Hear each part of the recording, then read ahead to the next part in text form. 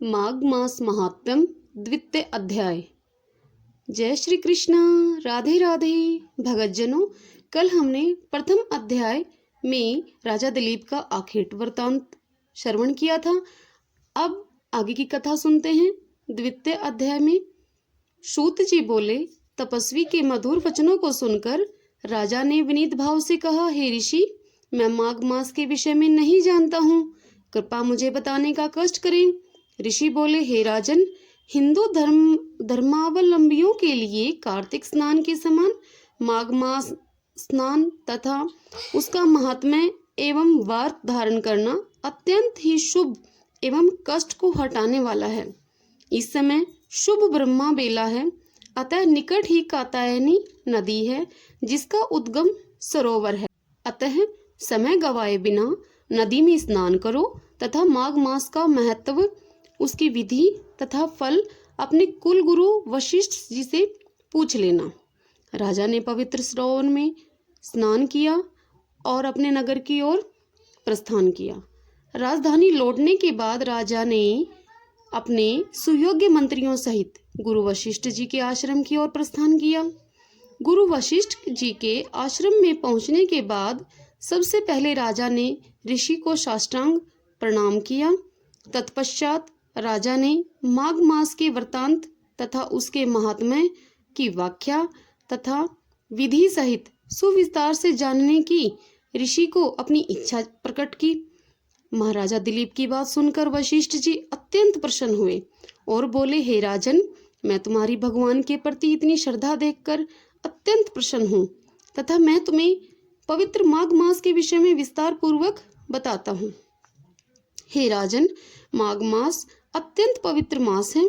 इस मास में पवित्र हृदय से व्रत तथा स्नान करने से भगवान की भक्ति तथा अपनी शक्ति अनुसार दान देने का विधान है।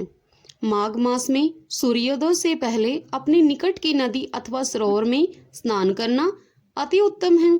यदि निकट में गंगा, यमुना अथवा प्रयागराज के तीर्थ स्थान हो तो सोने पर सुहागे के समान है। प्रभु नाम के उच्चारण के साथ स्नान करने वाला प्राणी सीधा बैकुंठ लोक को जाता है। अतः स्वर्ग जाने के इच्छुक व्यक्ति को प्रभु का नाम स्मरण करते हुए स्नान करना चाहिए। माघ स्नान का फल कामधेनु के समान है। इसके स्नान के फल स्वरूप परिवार सुखी, संपन्न एवं धन धान्य से परिपूर्ण रहता है। माघ के व्रत में अन्न के त्याग का विधान है। यदि आप अन्न त्याग करने में असमर्थ हो तो अन्न एक बार सायंकाल व्रत की समाप्ति के पश्चात तारों की छांव में करना चाहिए। व्रत के समय प्रभु स्मरण, भजन, कीर्तन आदि करना चाहिए। मकर संक्रांति में अन्न त्याग कर अदिति राजा ने 12 वर्ष तक नियम पूर्वक स्नान, ध्यान, व्रत एवं दान किया था। उनको 12 पुत्र रत्न प्राप्त हुए थे। असंधति सुमित्रा ने माघ मास स्नान एवं व्रत किए तो उनको स्वर्ग की प्राप्ति हुई। सची ने सौंदर्य प्राप्त किया तथा स्वर्ग में राज्य प्राप्त किया। माघ स्नान से सुबुद्धि प्राप्त होती है, पापों का नाश होता है तथा प्राणी को स्वर्ग की प्राप्ति होती है। माघ स्नान करने वाले प्राणी को स्नान के पश्चात जल, तप, भगवत भक्ति तथा भजन में लीन रहना चाहिए तथा यथाशक्ति दान अवश्य देना चाहिए। माघ मास में दान पुण्य का विशेष महत्व है। माघ मास में गौ दान करने वाला उतने समय तक स्वर्ग में निवास करता है जितने कि गौ के शरीर में रोम होते हैं। माघ मास में गुड़, तिल के दान का विशेष महत्व है। इसके दान से सभी पाप नष्ट हो जाते हैं।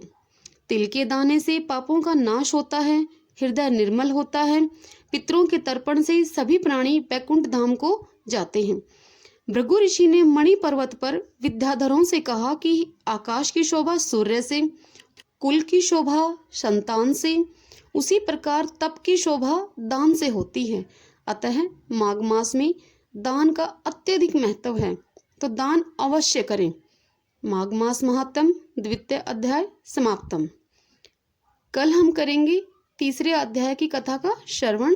तब तक राम नाम जपते रहिए, प्रेम से, मन से हरे कृष्णा कृष्णा कृष्णा हरे हरे, हरे राम राम राम हरे हरे। जय श्री कृष्णा। राधे राधे।